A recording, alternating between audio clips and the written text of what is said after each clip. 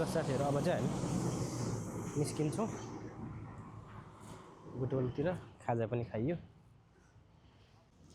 अनु चाहिँ मालभोग केरा खान मन लाग्यो भनेर उता मालभोग केरा लिनलाई दोकानतिर गइरहेछन्। केरा लिएर घर जानु पर्यो भनेर। पाल्पाको केराबारी अनि यो क्षेत्रमा चाहिँ राम्रो खालको अर्ग्यानिक केरा पाउँछ, मालभोग केरा। ल साथीहरू, मालभोग केरा पनि आयो। अनुले दोकानमा गएर मालभोग केरा किनेर लिएर आइसकिन्। अब चाहिँ हामी निस्किन्छौँ। बुटवल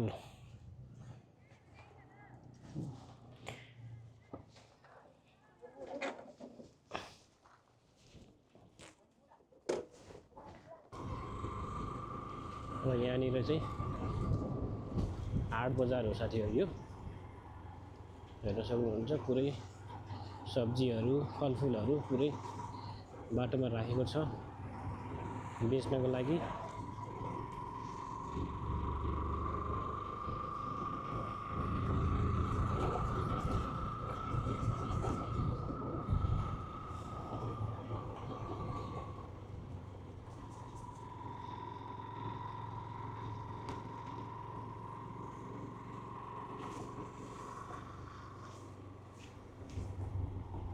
साथीहरू यो सिद्धार्थ राजमार्गमा बाइकमा यात्रा गर्दै हुनुहुन्छ अनि अरू सवारी साधनमा यात्रा गर्दै हुनुहुन्छ भने हजुरहरूले एकदम ख्याल गर्नुपर्छ। यो युपी अनि दिल्लीवाला इन्डियाको गाडीहरू एकदम कुदाएर आइरहेको हुन्छ टर्निङहरूमा, खासै तिनीहरूले ध्यान दिन्न अनि त्यसले गर्दाखेरि एक्सिडेन्ट हुनसक्छ। So be careful. सबैजनाले हरेक टर्निङ घुम्तीहरूमा चाहिँ हर्न लगाउन आवश्यक छ।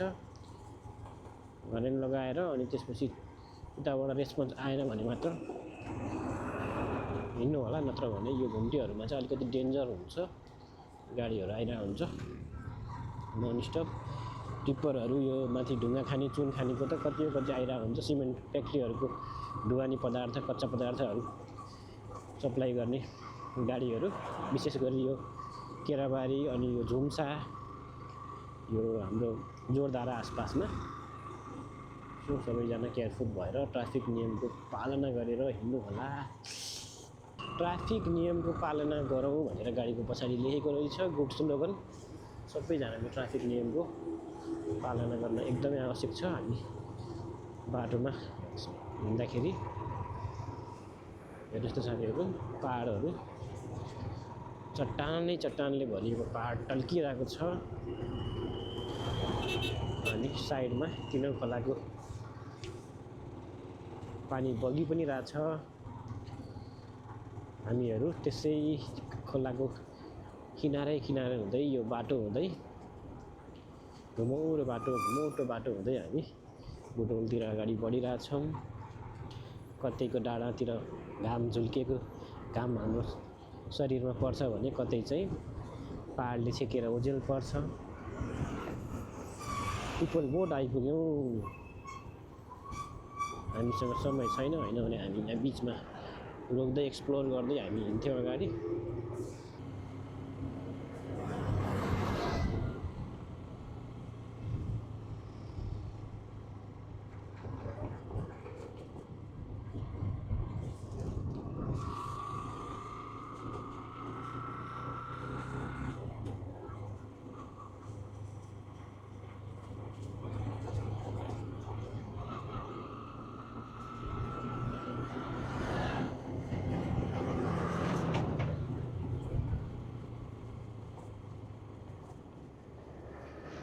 हामी चाहिँ अहिले दोभान प्रहरी चौकीमा नजिकै आइपुग्यो।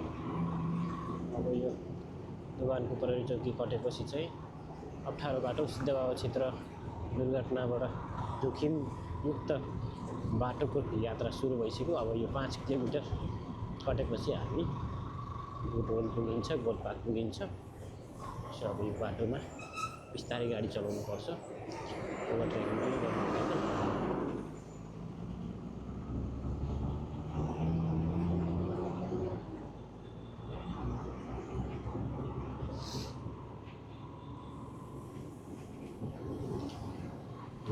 धुलो छ साथीहरू, खाल्टा खुल्टी धुलो धुलो अनि त्यसपछि गएर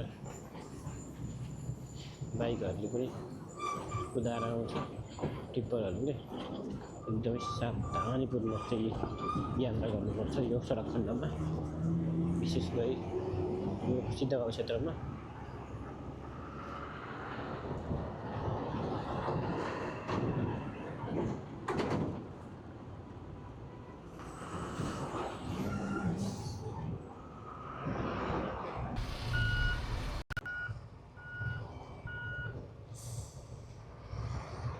बाटो निर्माणको काम भइरहेको रहेछ क्रेनले काम गरिरहेछ सवारी साधनहरू रोक्दै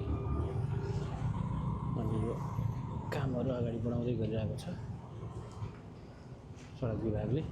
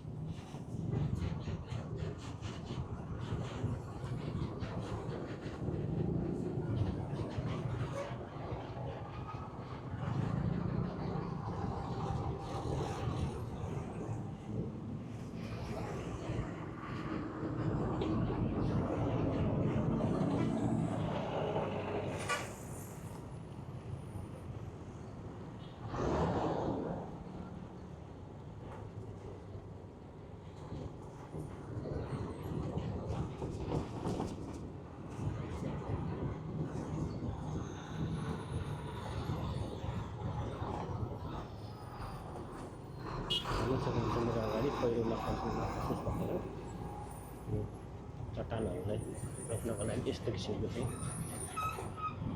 रुकावट स्ट्रक्चर बनाएको छ चट्टानहरू यो कन्स्ट्रक्सन कम्पनीले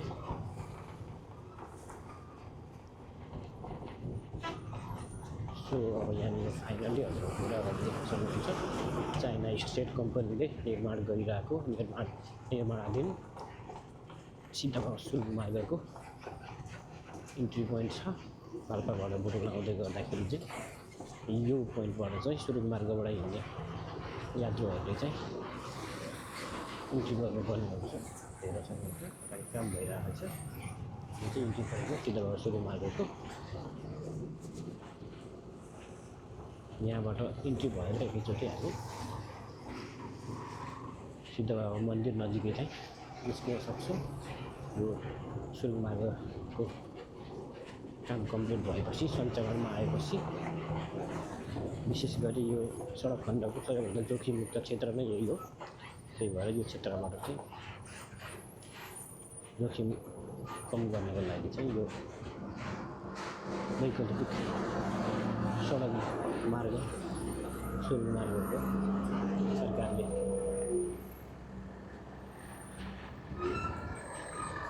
निर्माण गर्दैछ निर्माणको सम्पन्न हुने क्रममा अन्तिम अवस्थामा पुगिसकेको छ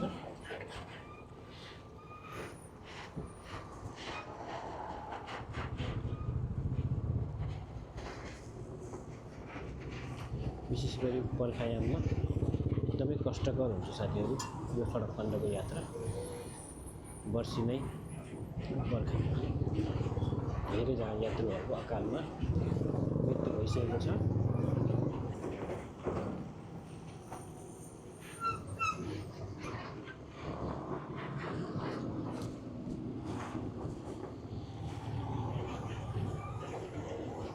यो चाहिँ इन्ट्री पोइन्ट हो बुटोलबाट पाल्पा जाँदा इन्ट्री पोइन्ट अनि पाल्पाबाट बुटोल आउँदा एक्जिट पोइन्ट हो सुरुङ मार्ग टनेल मार्गको सुरुङ मार्गको प्रवेशद्वार हो चाइना स्टेट कन्स्ट्रक्सनले काम हाम्रो सिद्धगाउँ मन्दिर छ जय सिद्धगाउँ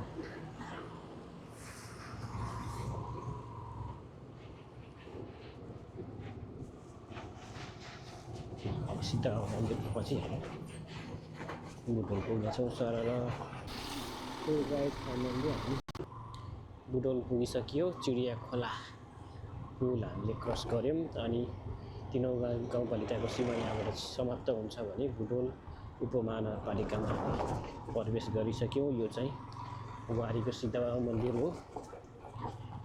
यहाँ पनि पूजाआजा हुने गर्छ अनि बिहा व्रतबन्धहरू हुने गर्छ। बुटवल उपमहानगरपालिकामा यहाँलाई स्वागत छ। हामी चाहिँ फाइनल्ली बुटवल पुगिसक्यौँ।